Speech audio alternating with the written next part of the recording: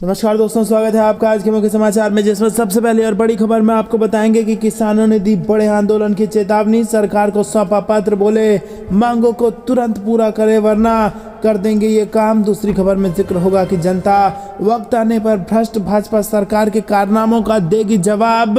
प्रियंका गांधी का बीजेपी पर हमला। तीसरी खबर में आपको बताएंगे कि कर्नाटक विधानसभा चुनाव बेहद अहम, पूरे देश को देगा बड़ा संदेश। कांग्रेस अध्यक्ष खड़गे का बड़ा बयान।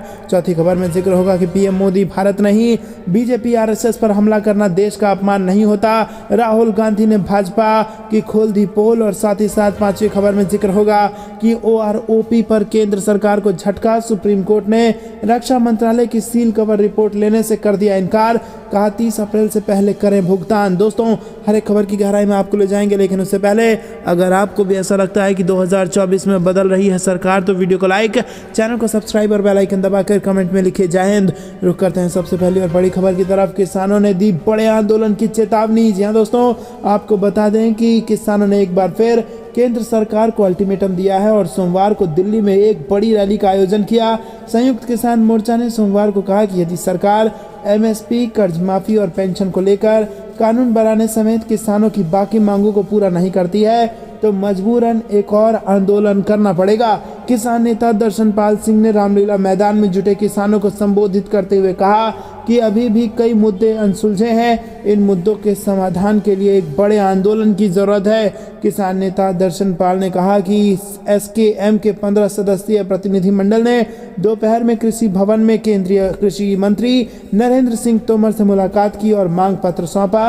उन्होंने कहा कि हम 30 अप्रैल को दिल्ली में एक और बैठक बुलाएंगे और मैं सभी किसान संघों से अपने अपने राज्यों में रैलियां निकालने और बैठक के लिए पंचायत आयोजित करने का आह्वान करता हूं।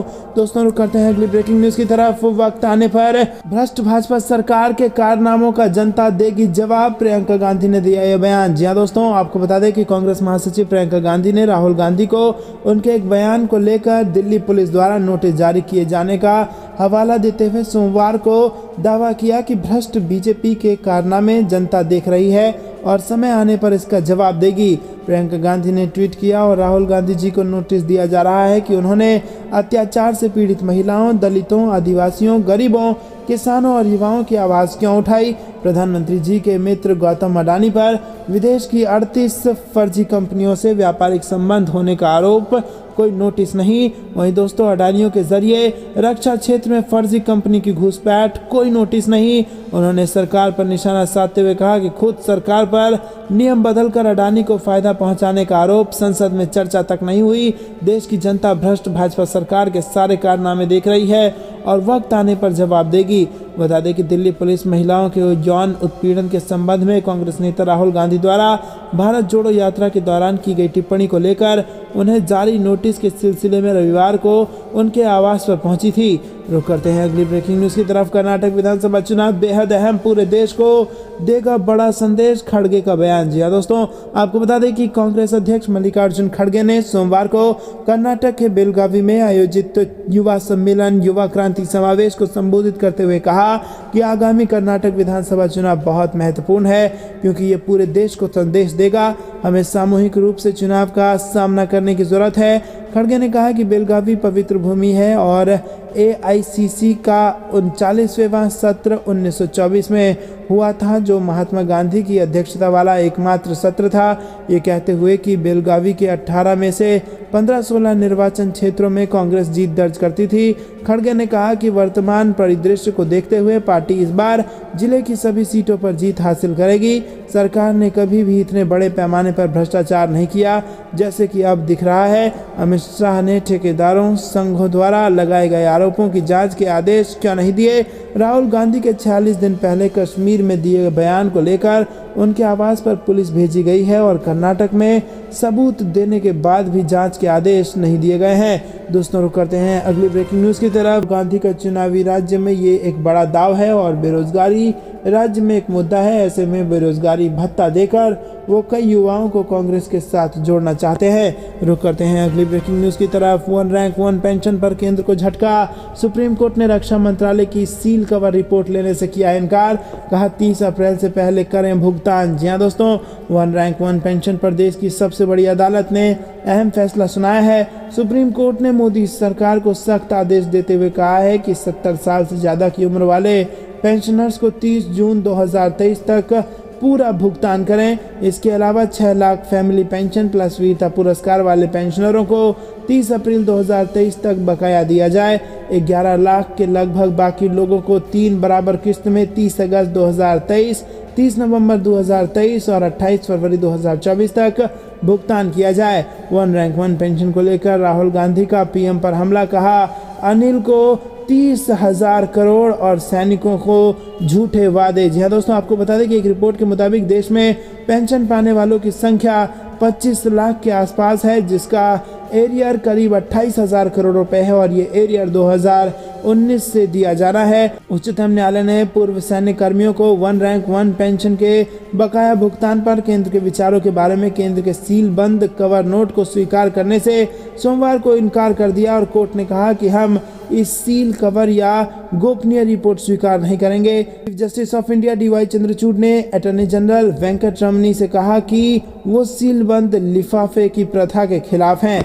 दोस्तों रुक करते हैं अगली ब्रेकिंग न्यूज की तरफ। उत्तर भारत में फिर बारिश के आसार। दिल्ली, एनसीआर और यूपी में ऑरेंज अलर्ट। जी हाँ दोस्तों, आपको बता दें कि पश्चिमी विक्षोभ और चक्रवात के प्रभाव से दिल्ली और राष्ट्रीय राजधानी क्षेत्र, पश्चिमी उत्तर प्रदेश, हरियाणा और पंजाब के कुछ इलाकों में रविवार को तेज हवा के साथ बारिश हुई और ओले भी गिरे। भारतीय मौसम विज्ञान विभाग के अनुसार अगले कुछ दिनों तक देश के विभिन्न भागों में हल्की से तेज बारिश होगी और ओले भी गिरेंगे। इससे तापमान में भी कमी रहेगी और 5-6 दिनों तक मौसम ऐसे ही सुहाना बना रहेगा और इसके बाद कुछ गर्मी बढ़नी शुरू हो जाएगी। दिल्ली और एनसीआर में भी हल्की बारिश की संभावना है। मौसम विभाग ने ऑरेंज अलर्ट जारी किया है। दिल्ली में आपको बता दें कि 3.7 mm बारिश से अधिकतम तापमान सामान्य से 3 डिग्री कम दर्ज किया गया और आपको बता दें कि प्रादेशिक मौसम विज्ञान विभाग नई दिल्ली के अनुसार रविवार को दिल्ली का अधिकतम तापमान 28 डिग्री दर्ज किया गया था। रुक करते हैं अगली ब्रेकिंग न्यूज की तरफ। 2024 लोकसभा चुनाव में भाजपा को सभी 80 सीटों पर हराएंगे। अखिलेश यादव ने कर दिया ये चौंकाने वाला दावा। जी हाँ दोस्तों, आपको बता दें समाजवादी पार्टी के प्रमुख अखिलेश यादव ने कहा कि 2024 में होने वाले लोकसभा चुनाव में भाजपा को सभी 80 सीटों पर हार का सामना करना पड़ेगा।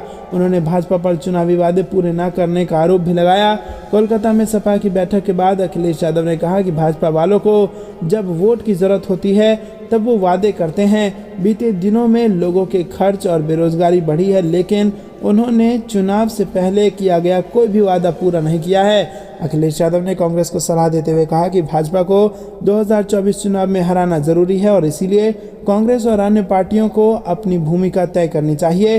उन्होंने कहा कि कई राज्यों में मुख्यमंत्री ऐसा गठबंधन बनाने की कोशिश में हैं जो साथ काम कर सके। दोस्तों रुक करते हैं अगली ब्रेकिंग न्यूज की तरफ, जो कि मध्य प्रदेश से आ रही है। सीएम शिवराज पर कमलनाथ ने कसा तंज। कहा वो घोषणा और आश्वासन के नशे में हैं। जी हाँ दोस्तों, आपको बता दें कि कांग्रेस की मध्य प्रदेश इकाई के अध्यक्ष और पूर्व सीएम कमलनाथ ने राज्य के सीएम शिवराज सिंह चौहान पर बड़ा हमला बोलते हुए कहा कि चौहान घोषणा और आश्वासन के नशे में है। नरसिंहपुर के प्रवास पर पहुंचे कमलनाथ ने रविवार को संवाददाताओं से चर्चा करते हुए कहा कि शिवराज सिंह चौहान प्रदेश में आश्वासन और घोषणाओं के मिशन पर निकले हुए हैं और 18 साल में उन्होंने जिन कामों की याद उन्हें नहीं आई वो काम उन्हें अब याद आने लगे हैं। कमलनाथ ने कहा कि उन्हें कभी लाडली बहना याद आ जाती है, कभी आदिवासी याद आ रहे हैं, कभी किसान याद आ रहे हैं। हर चुनाव के पहले इसी प्रकार की कलाकारी में वो लग जाते हैं। दोस्तों रुक करते हैं अगली ब्रेकिंग न्यूज की तरफ। नीतीश जी गिरिराज को जेल में डालिए। पप्पू यादव बोले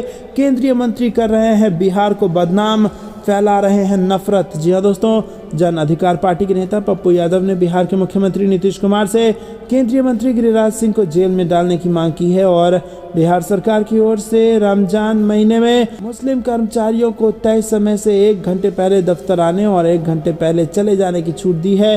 भाजपा नेता गिरिराज सिंह ने इस फैसले पर सवाल उठाए थे और पूछा था कि क्या बिहार वोट के लिए इस्लामिक स्टेट की ओर बढ़ रहा है।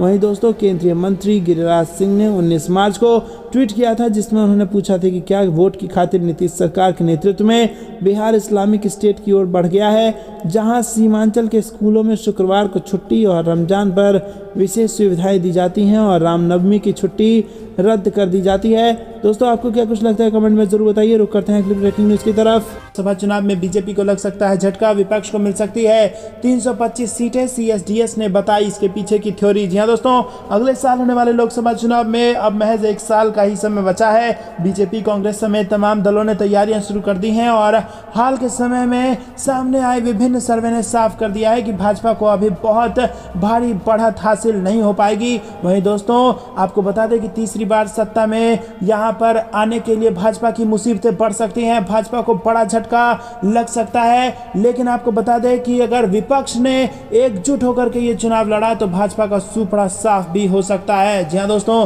आपको बता दें कि ये बेहद बड़ी खबर निकल के आ रही है। चुनाव पर करीब से नजर रखने वाली संस्था CSDS के आंकड़ों में सामने आया है कि यदि भाजपा को छोड़कर सभी अन्य दल एक साथ होकर चुनाव लड़ें तो इन दलों को अगले लोकसभा चुनाव में आसानी से बहुमत मिल जाएगा। और CSDS ने यह आंकड़ा पिछले साल तमाम दलों को मिले सीटों और वोट फीसदी के हिसाब से निकाला है। तो दोस्तों, अगर ये तमाम दल एक साथ आ जाते हैं तो कर्नाटक के चुनाव में हो जाएगा भाजपा का सुपड़ा साफ। आपको क्या कुछ लगता है कमेंट में बताइए।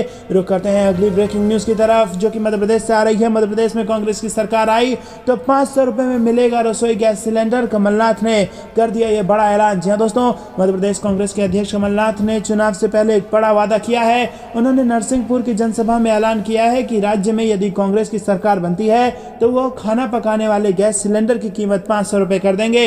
रसोई गैस का एक सिलेंडर इन दिनों तकरीबन 1200 रुपए का मिल रहा है। और अपनी सभा में कमलनाथ ने स्वयं लोगों से ही पूछ लिया कि उन्हें सिलेंडर कितने में चाहिए। इस पर लोगों ने भीड़ से आवाज लगाई कि 500 रुपए में चाहिए। और आम लोगों की ओर से मांग आते ही कमलनाथ ने भी कह दिया कि मैं नरसिंहपुर की पावन भूमि से ये घोषणा करता हूं कि राज्य में कांग्रेस की सरकार आने पर 500 रुपए में सिलेंडर दिया जाएगा।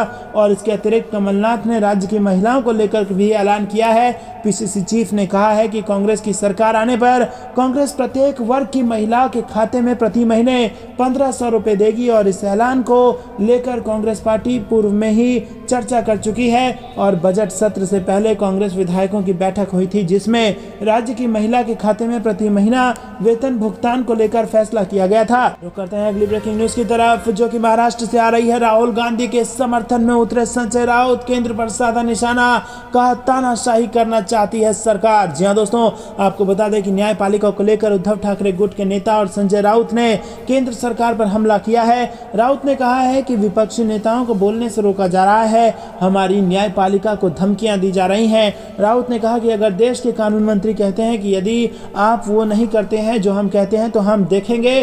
संजय राउत ने पूछा है कि इसका क्या मतलब है। संजय राउत ने ट्वीट कर कहा कि जस्टिस DY चंद्रचूड़ का कहना है कि न्यायपालिका पर कोई दबाव नहीं है बल्कि दबाव है। जी हां दोस्तों, आपको बता दें कि कानून व्यवस्था हाथ में ले रही है सरकार। उद्धव ठाकरे गुट के नेता संजय राउत ने केंद्र पर हमला करते हुए कहा कि सरकार में सत्ता हाथ में आने के बाद से ना तो संसद के नियमों का पालन किया गया और ना ही न्यायपालिका और संविधान का।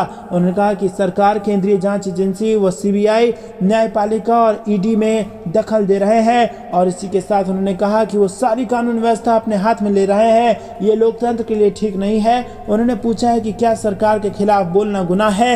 रुक करते हैं अगली ब्रेकिंग न्यूज की तरफ। हिंडनबर्ग ने गौतम अडानी को दिया बड़ा झटका, रोकना पड़ा 34,900 करोड़ का प्रोजेक्ट, टूट रहे हैं सपने। जी हां दोस्तों, US शॉर्ट सेलर हिंडनबर्ग की रिपोर्ट ने अडानी ग्रुप को भारी भरकम नुकसान पहुंचाया है। भले ग्रुप की कंपनियों के शेयर रिकवर हो रहे हों, लेकिन अडानी के सपनों को इस रिपोर्ट ने कुछ पीछे धकेल दिया है। और सूत्रों ने बताया है कि अडानी ने 34,900 करोड़ रुपए के पेट्रोलियम प्रोजेक्ट पर काम को रोक दिया है और गुजरात के मुद्रा में इस प्रोजेक्ट पर काम हो रहा था। सूत्रों के अनुसार ग्रुप इस समय कंपनी के परिचालन को मजबूत करने और निवेशकों की चिंताओं को दूर करने पर फोकस्ड है। रुक करते हैं अगली ब्रेकिंग न्यूज की तरफ, जो कि मौसम विभाग से निकल के आ रही है। मार्च में ठंड रिटर्न, दिल्ली यूपी में बारिश से बदला मौसम, अगले 3 दिन के लिए आया है ये अलर्ट। जी हाँ दोस्तों, आपको बता दें कि देश की राजधानी दिल्ली, उत्तर प्रदेश, हरियाणा, गुजरात, राजस्थान समेत उत्तर भारत के अधिकतर राज्यों में वीकेंड पर मौसम ने करवट ले ली है। कहीं बूंदाबांदी तो कहीं हल्की से मध्यम बारिश और हवा ठंडी हो चली है दोस्तों, और इसके वजह से मौसम में एक बार फिर ठंड का एहसास हो रहा है। दिल्ली एनसीआर में मौसम सुहाना है। भारतीय मौसम विज्ञान विभाग ने अभी बारिश की गतिविधियां जारी रहने की उम्मीद जताई है। आईएमडी के मुताबिक दिल्ली एनसीआर और उत्तर प्रदेश के कई जिलों में अगले 3 दिन गरज के साथ बारिश होने का अनुमान है, जिसकी वजह से अगले 2 से 3 दिन तापमान में कमी दर्ज की जाएगी। बता दें कि बारिश नहीं होने की वजह से फरवरी में ही बढ़ते तापमान के साथ मार्च जैसी गर्मी का एहसास होने लगा था, जबकि अब मार्च में एक बार फिर गुलाबी ठंड की वापसी हो गई है। रुक करते हैं अगली ब्रेकिंग न्यूज की तरफ। महाराष्ट्र में टकरा रही है भाजपा और शिंदे सेना, सीट शेयरिंग को लेकर कहा सुनी। जी हाँ दोस्तों, आपको बता दें कि महाराष्ट्र में भाजपा अध्यक्ष चंद्रशेखर बावनकुले के एक बयान की वजह से शिंदे की शिवसेना और भाजपा आमने सामने आ गई है। बावनकुले ने कहा था कि 2024 में होने वाला विधानसभा चुनाव के लिए सीट शेयरिंग का फार्मूला तय हो गया है। उन्होंने कहा था कि भाजपा 240 सीटों पर मैदान में उतरेगी, शिंदे की सेना 48 सीटों पर ही चुनाव लड़ेगी। महाराष्ट्र में कुल 288 विधानसभा सीटें हैं। और आपको बता दें कि बावनकुले के इस बयान के बाद शिंदे सेना की तरफ से भी जवाब मिला, और बाद में बावनकुले ने कहा कि अभी सीटों का फार्मूला तय नहीं हुआ है, बल्कि उनके बयान का गलत मतलब निकाला गया है। रुक करते हैं अगली ब्रेकिंग न्यूज की तरफ। सपा नेता अखिलेश यादव का बड़ा बयान, कहा क्षेत्रीय दल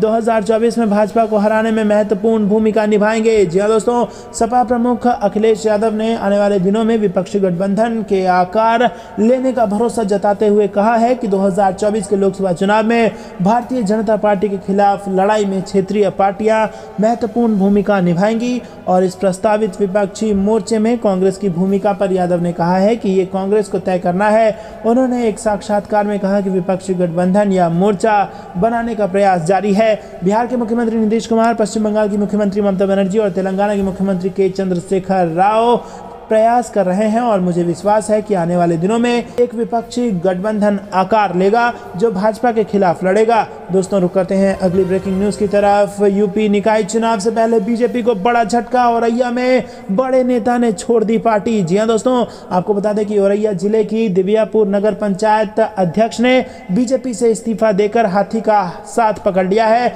और इसके साथ ही बीजेपी पर गंभीर आरोप भी लगाए हैं। दिव्यापुर नगर पंचायत अध्यक्ष अरविंद वाल ने बीजेपी का दामन छोड़ने की वजह बताते हुए कहा कि उन्होंने 30 साल रहकर बीजेपी में संगठन के साथ काम किया और पार्टी में रहकर पार्टी के टिकट पर चुनाव भी जीता, लेकिन चुनाव जीतने के बाद पार्टी के एक ही वर्ग के लोगों ने लगातार षड्यंत्र रचा। अरविंद पोरवाल ने कहा कि इस षड्यंत्र में उन लोगों के दबाव में पार्टी के जिला नेतृत्व ने कोई स्पष्ट फैसला नहीं लिया। नगर में आज जो भी समस्या है वो उन्हीं की वजह है। महाराणा प्रताप को जो मूर्ति लग रही थी और उनकी एनओसी लेनी थी, उन्हीं लोगों की वजह से नहीं मिल सकी और मूर्ति भी नहीं लगी। दोस्तों, रुक करते हैं अगली ब्रेकिंग न्यूज की तरफ। जेडीयू के ललन सिंह का केंद्र पर हमला, मोदी सरकार में चल रही फर्जीवाड़े की दुकान, रेवड़ी की तरह बट रही सिक्योरिटी। जी हां दोस्तों, किरण भाई पटेल के फर्जीवाड़े मामले पर जेडीयू के राष्ट्रीय अध्यक्ष ललन सिंह ने मोदी सरकार पर जमकर निशाना साधा है। ललन सिंह ने कहा कि यह बेहद हास्यास्पद बात है कि एक आदमी जम्मू कश्मीर जाकर 5 सितारा होटल में ठहरता है, उपराज्यपाल के साथ घूमा, खुद को प्रधानमंत्री कार्यालय का अधिकारी बताया और केंद्रीय गृह मंत्रालय को पता तक नहीं चला। उन्होंने सवाल किया कि आखिर किसने उस आदमी को जेट सुरक्षा मुहैया कराई, किसने उसके लिए 5 सितारा होटल में रहने की व्यवस्था और बुलेट प्रूफ कार उपलब्ध कराया। कई ऐसे सवाल हैं जिनके जवाब अभी तक नहीं मिले हैं और भविष्य में भी मिलने का कोई आसार नहीं है। दोस्तों, उन्होंने कहा कि देश में रेवड़ी की तरह सुरक्षा बांटी जा रही है। मोदी सरकार में देश में जगह जगह फर्जी लोग फैले हैं जो अपनी दुकान चला रहे हैं, और उन्होंने कहा कि भाजपा की केंद्र सरकार को समझना चाहिए कि निजी सुरक्षा बांटने से वोट नहीं मिलते, जनहितैषी कार्यों को करने से मिलते हैं। ललन सिंह ने इस पूरे मामले की हाई लेवल जांच की मांग की है और इस प्रकरण में शामिल लोगों पर भी कार्रवाई की जाए। आखिर इतनी बड़ी लापरवाही कैसे हो गई, इसको लेकर कार्रवाई की मांग उठाई गई है। जी हाँ दोस्तों, आपको बता दें कि हाल ही में किरण भाई पटेल नाम के शख्स को उसी की सुरक्षा में तैनात पुलिसकर्मियों ने गिरफ्तार कर लिया था। वो खुद को पीएमओ का एडिशनल डायरेक्टर बताकर सीआरपीएफ और जम्मू कश्मीर पुलिस की निगरानी में घूम रहा था और यही नहीं, उसे उच्च सुरक्षा और बुलेट प्रूफ गाड़ी भी मुहैया कराई गई थी। करीब 5 महीने तक किरण पटेल वीआईपी ट्रीटमेंट लेकर मौज करता रहा और किसी को खबर तक नहीं हुई, लेकिन 3 मार्च को उसकी पोल खुल गई और फिर उसे गिरफ्तार कर लिया गया। रुक करते हैं अगली ब्रेकिंग न्यूज की तरफ। राहुल गांधी के माफी मांगने का सवाल ही नहीं, जेपीसी मांग पर भी समझौता नहीं, बोले जयराम रमेश। जी हां दोस्तों, कांग्रेस के वरिष्ठ नेता जयराम रमेश ने शनिवार को कहा कि संसद में गतिरोध को खत्म करने के लिए कोई बीच का रास्ता नहीं है, क्योंकि अडानी समूह से जुड़े मामले में संयुक्त संसदीय समिति के गठन की विपक्ष की मांग पर कोई समझौता नहीं हो सकता और राहुल गांधी के माफी मांगने का सवाल ही नहीं उठता। उन्होंने पीटीआई को दिए साक्षात्कार में ये बात कही और कहा कि सरकार विपक्ष के 16 दलों के जेपीसी की मांग करने से बौखला गई है और इसीलिए वो 3D अभियान डिस्टॉर्ट, डिफेम एंड डाइवर्ट में लगी है। रुक करते हैं अगली ब्रेकिंग न्यूज की तरफ। महाराष्ट्र की सिंध सरकार पर कांग्रेस का हमला। जी हां दोस्तों, आपको बता दें कि कांग्रेस महासचिव रणदीप सुरजेवाला ने शुक्रवार को कहा कि कर्नाटक के 865 सीमावर्ती गांव में महाराष्ट्र सरकार द्वारा अपनी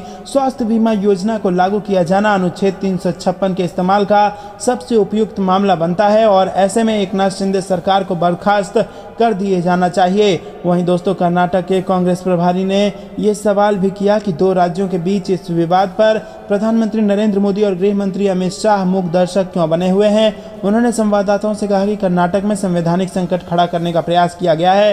प्रधानमंत्री और गृह मंत्री हमेशा की तरह मूक दर्शक बने हुए हैं और कोई राज्य सरकार दूसरे प्रदेश के क्षेत्र में योजना कैसे लागू कर सकती है, ये कर्नाटक के भूभागीय अखंडता के खिलाफ है। सुरजेवाला का कहना था कि यह फिट मामला है कि संविधान के अनुच्छेद 356 का इस्तेमाल करते हुए शिंदे सरकार को बर्खास्त कर दिया जाए। उन्होंने सवाल किया कि क्या असम और मणिपुर की तरह ये कर्नाटक और महाराष्ट्र सरकार के बीच टकराव पैदा किया जा रहा है।